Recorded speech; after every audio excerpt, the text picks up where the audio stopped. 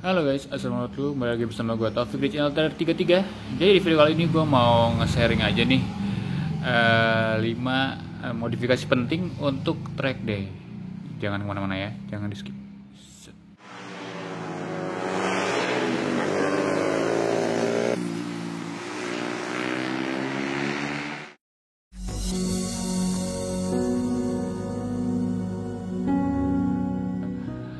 Jadi yang pertama itu ialah yang paling penting menurut gua, yaitu ialah ban. Kenapa ban? Karena ini adalah dua karet bundar yang yang bikin kita nggak jatuh gitu ya, maksudnya yang nempel ke aspal. Cuman mereka berdua yang yang menentukan nasib kita di sirkuit jatuh apa enggak gitu ya. Nah terus ban, kenapa ban? Pertama alasan gue ialah kalau kalian track dengan ban standar, istilahnya kan di sirkuit kita mau push tuh, mau dimiringin lah, mau di rem hard braking. Nah jangankan ganti ban ya, bahkan kalian kalau misalnya tekanan angin bannya aja itu salah gitu, kekerasan dikit, itu sangat mudah untuk jatuh guys. Seperti yang kejadian pada gue. Nah gue tuh jatuh karena angin ban belakang gue tuh kegedean. Ini kan PSI-nya kalau sesuai dengan standar di ARM kan 29 PSI ya. Nah, gua tuh waktu itu isi angin di pinggir jalan, dia nggak ngecek apa PSI-nya berapa, dan gue percaya aja karena emang langganan. Ternyata begitu gua cek, setelah gue jatuh itu gua cek ternyata PSI-nya ada 55. Jadi ban gua itu waktu itu Rosso Sport udah kayak ban roda kayu, gak ada flexing sama sekali karena keras banget. Nah, bahkan PSI-nya aja tuh ngaruh banget untuk jatuh apa enggaknya. Nah, kalau ban standar juga anggap PSI-nya lu bagusin gitu, lu turunin gitu biar lengket gitu ya, biar kotak patch-nya gede, tetap aja rada bahaya. Jadi yang pertama gue sering ganti ialah ganti ban. Kalau bisa ban depannya ban balap. Kalau ban belakangnya sih gue nggak terlalu syaratnya nggak terlalu banyak gitu istilahnya, soalnya motornya kan powernya kecil, jadi nggak bakal kemungkinan slipnya tuh jarang gitu ya. Jadi yang paling penting depan, karena braking tuh sangat fatal kalau sampai jatuh ya, bisa kena collarbone nanti.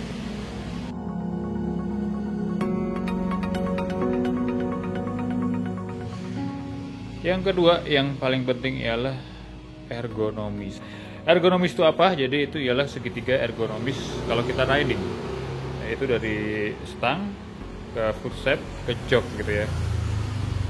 Kenapa? Karena kalau kalian posisi kendaraannya tuh nggak nyaman gitu ya, nggak sesuai dengan postur tubuh kalian, itu mau ngerem aja tuh pantat maju gitu, terus mau belok aja posisi badannya nge-twist gitu, jadi kayak nggak natural gitu ya. Jadi terus bang, gue kalau naik motor udah nyaman nih, berarti udah bagus. Nyaman di sini ialah bukan nyaman secara general ya, nyaman ketika kalian cornering dan braking. Nah, ketika braking itu maksudnya ialah kita harus bisa ngatur ketinggiannya. Ini bisa turunin atau naikin, atau kita bisa putar gitu ya, supaya ketika kita ngerem itu tangan kita tuh nggak awkward dan tidak ada titik tumpu yang sakit di tangan kita gitu. Terus yang kedua ialah footstep. Nah ini kenapa gue beli footstepnya jujur aja yang agak mahal ya, ini Bonamici Racing. Dulu sebenarnya gue sempat punya Nui, sempat nyoba, terus gue sempat nyoba Bipro, terus gue sempat nyoba motor teman gue yang pakai SARP gitu ya. Itu bagi kaki gue tuh ketinggian. Terus kalau ketinggian itu kaki kita tuh bakal ngelipatnya dengkul kita tuh ngelipatnya terlalu rapat gitu, jadi nggak keren gitu, dan itu bakal pegel. Tapi yang paling penting ya itu nyaman ketika tikungan. Nah ini kita harus pas nih tingginya gitu ya. Jadi ketika belok ke kiri, kaki kirinya nekuknya nggak terlalu parah, tapi kaki luarnya kita bisa numpu dari sini ke sini gitu ya. Cuman jangan sampai nyangkut. Kalau nyangkut berarti tandanya ketinggian. Masih di ergonomis, gimana nyamannya kita kalau lagi tuck in, kalau lagi lurusan ya. Nah, gue sih biasanya kalau siku gue kena dengkul berarti itu nggak nyaman. Tapi karena gue ketinggian dan motornya kekecilan, tinggi gue 175 by the way. Nah, jadi kalau gue mundurin lagi footstepnya, itu gue udah nggak nyaman beloknya dan ngeremnya. Jadi kalian harus bisa nyari sweet spotnya gitulah. Terus sama kedua ialah ergonomis, ketika ergonomis dimana tuas remnya nih. Ini pokoknya kaki kita tuh dari atas ke sini gitu, tulang keringnya, dan ankle-nya itu nggak boleh sampai nekuk, posisi nekuk untuk nge-reach ini gitu ya. Jadi harus natural, jadi harus istilahnya 90 derajat lah. Begitu juga dengan tuas gear ya. Kaki kita tuh nggak boleh nge-twist untuk nge-reach gearnya gitu. Jadi benar-benar harus natural. Jadi ini karena kita kadang-kadang diinjek, kadang-kadang dicongkel. Jadi gue biasanya pas gitu sama kaki kita lurus 90 derajat. Kalau mau nyongkel gue tinggal ankle gue tinggal ke bawahin dikit. Kalau mau turun gigi tinggal ke atasin dikit. Biasanya ankle gue lurusin dengan ini. Dan ini 90 derajat ke tulang kering gitu ya. Nah gitu.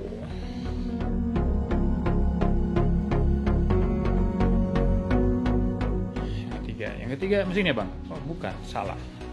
Bahkan kalian salah. Nah yang ketiga ialah suspensi ya. Wah harus beli Öhlins dong bang. Enggak, maksud gue modif suspensi itu ialah kita harus menyesuaikan rebound atau slack gitu ya dengan berat badan kita gitu ya.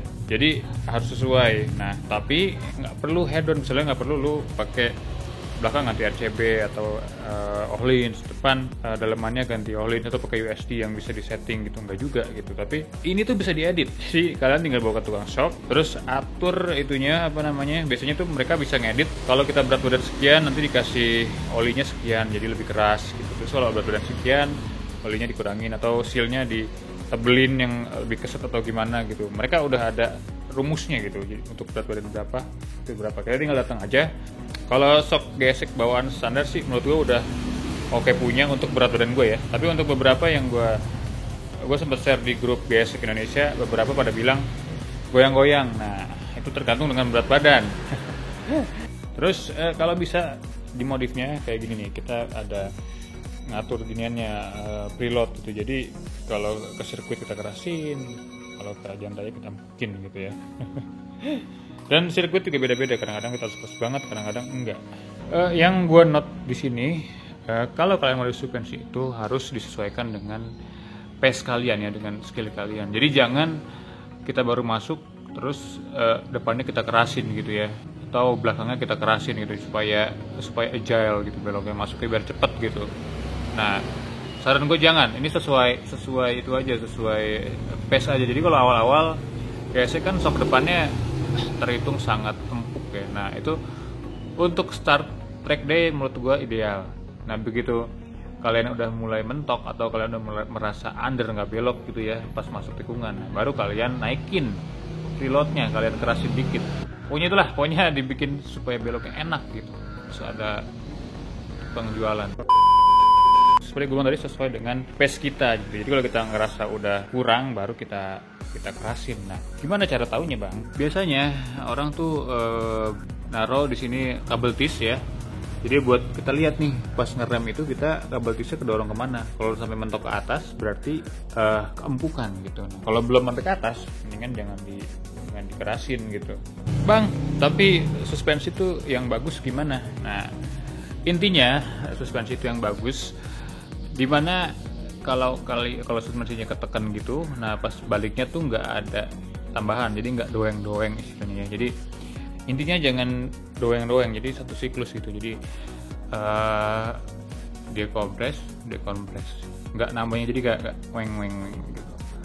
Kalau belakang tuh lebih simpel. Kalau belakang tuh yang penting bisa balik terus, hanya nggak kekencengan aja udah. Gesek standar tuh udah lumayan bagus menurut gue ya. Jadi begitu kita tekan itu baliknya kayak satu kali gerakan aja gitu, istilahnya stiff gitu ya, udah bagus. Nah kalau yang depannya tuh gesek, kalau standarnya agak doeng-doeng sebenarnya dikit ya, tapi kalau menurut orang-orang yang pro sih wajib di rebound. Nah kalau menurut gue masih oke untuk noob kayak gue gitu ya. Nah tapi kadang-kadang kalau depan itu relatif nih, disentuh kecil, tikungannya dikit-dikit dan banyak switchingnya, ini nggak boleh lama-lama nih turunnya. Tapi kalau tikungan yang gede-gede kayak sentul gede gitu ya, switchingnya cuma di sentul kecil, cuma di es kecil doang. Nah ini wajib pelan baliknya gitu ya. Nah jadi itu tergantung sirkuitnya, makanya kalau bisa ini ada preloadnya gitu ya.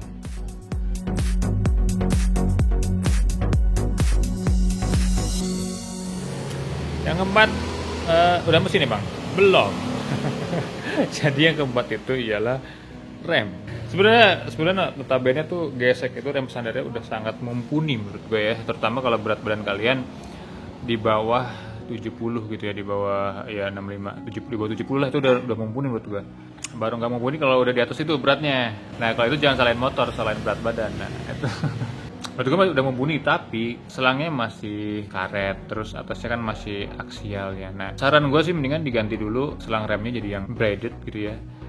Tapi ini sekali lagi, ini tuh gue karena fisik gue kurang kuat, jadi gue kadang-kadang kalau nge-push itu cuman kuat 5-6 lap di sensor kecil. Nah itu belum sampai gue ngerasain kalau remnya tuh fading atau istilahnya selangnya melar gitu ya, nggak pernah. Tapi gue ini make sure aja, jadi gue ganti. Terus gue saranin tuh ialah master remnya, karena ini kan feel untuk trail braking masuk tikungannya ini penting banget. Kalau pakai aksial itu sebenarnya nggak yang jelek atau bikin lu pelan atau bahaya atau gimana ya, tapi dibanding ini enakan ini gitu. Nah jadi gue lebih seneng pakai yang radial begini gitu. Nah untuk rem gue saranin jangan overkill. Kenapa gue bilang jangan overkill remnya? Soalnya ini motornya kan pelan. Nah itu tuh kalau di track kalau di sirkuit itu lebih kenceng kalau kalian jaga momentum gitu ya, istilahnya bukan kayak moge yang lu ngerem paling ujung terus ngegas paling awal gitu, enggak. Tapi kalau ini kalau mau kenceng lebih ke main momentum, jadi remnya dikit tapi kita bawa corner speed gitu ya. Nah kalau rem lu kepakeman otomatis jadi kita jadi pengen ngerem di ujung jadi malah pelan karena naik speednya lama. Nah, cuman itu kembali lagi ke gaya balap istilahnya.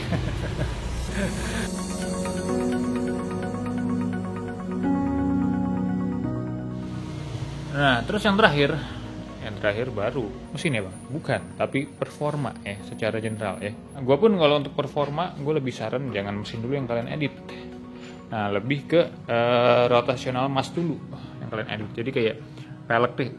Ini kan pelek standar ya. Nah, kalau misalnya kalian ganti RCB kan emang beratnya tuh kalau kalian lihat di YouTube review orang tuh beratnya emang nggak beda jauh, paling cuma berapa ratus gram gitu ya. Cuman ini muter cuy. Nah, jadi kalau muter itu berapa ratus gram itu dikali sekian gitu, jadi itu sangat ngaruh banget ke akselerasi dan ke ngerem gitu ya, karena nahan berat muter itu lebih dikit, walaupun memang kalau kalian timbang cuman beda berapa gram gitu ya, tapi itu rotational mass itu jangan dianggap remeh gitu walaupun beratnya cuma dikit. Nah begitu juga dengan gear, terus rantai, gear depan, nah itu kalau bisa dientengin semua. Gue performa lebih ke itu gitu ya, bukan mesin. Nah kalau mesin, saran gue nih, itu harus dipastikan jangan sampai berebet gitu. Kalau sampai berebet sedikit nih, kalian lagi tikungan miring 45 derajat gitu ya, atau 50 derajat gitu, terus mau gas nih supaya biar nggak jatuh, berebet pasti jatuh. Jadi kenapa mesin itu paling terakhir atau performa itu paling terakhir? Karena gini guys ya, gue maaf ada berisik ya. Gue mau sharing aja. Nah gue lebih saranin kalian kalau track day rasain dulu motor standarnya kayak apa gitu. Nah jadi begitu track day selanjutnya kalian yang naik tuh skillnya gitu. Nah skillnya dulu yang naik, baru ketika udah mentok baru dah kalian upgrade performanya gitu. Nah kenapa gue bilang kayak gitu, soalnya kalau kalian dari awal upgrade baru track day gitu ya, nah itu pertama ya kalian tidak akan tahu benefit dari performa yang kalian upgrade. Misalnya paling gampang lap time deh, kalian nggak tahu nih lap time standar berapa, tahu kalian udah modif segala macam terus lap time sekian gitu ya. Nah itu bakal lebih ribet gitu ngukurnya. Jadi bahkan tengah-tengah lo track day terus lo upgrade, itu pun juga yang bikin kencang tuh skill gua apa motornya. Jadi makanya itu terakhir banget.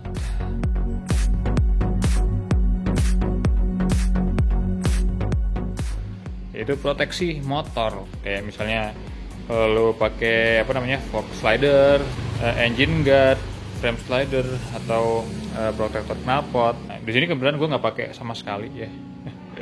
Soalnya spare part GSX masih murah, jadi gue rada anggap remeh, makanya nggak itu juga. Dan gue nggak nemu frame slider yang bagus proper gitu, nggak nemu. Ada pun mahal, 1,5 juta mahal, jadi nggak worth it. Harganya 1,5 juta tuh udah dapat full set, 2 set malah.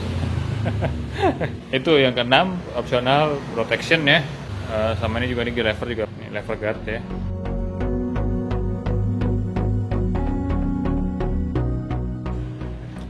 Terus yang terakhir ialah opsional 2 atau ke-7 ialah looks. Jadi kalau kalian track day ini, motor kalian tampilannya masih standar, itu pasti foto nih itu sangat nyesel gitu ya. Apalagi kalau misalnya ada temen yang motor itu udah kayak motor komorot, korban motor road race. Nah jadi pasti akan ngiri. Nah yang penting ialah ini mirror banking. Nah kalau bisa juga plat nomor dicabut dulu kalau bisa gitu ya. Ini pakai fairing buta gitu ya. Terus single seat, cuman single seat gue udah patah, udah rusak, jadi nggak gue pasang. Terus yang terakhir ialah detail. Nah ini ada yang nanya nih, bang tuh undertailnya beli di mana? Ini saya bikin sendiri guys. Jadi mungkin bakal gue jual, cuman nggak dalam waktu dekat ya, mungkin sebulan 2 bulan lagi baru gue jual. Ya guys, mungkin videonya sampai situ aja. Cuman sharing sedikit ya, dan disclaimer itu cuman opini gue ya, jadi mungkin setiap orang bakal beda-beda. Tapi gue simpulkan lagi, pertama yang paling penting adalah ban, karena memang ini yang menentukan kita jatuh apa enggak.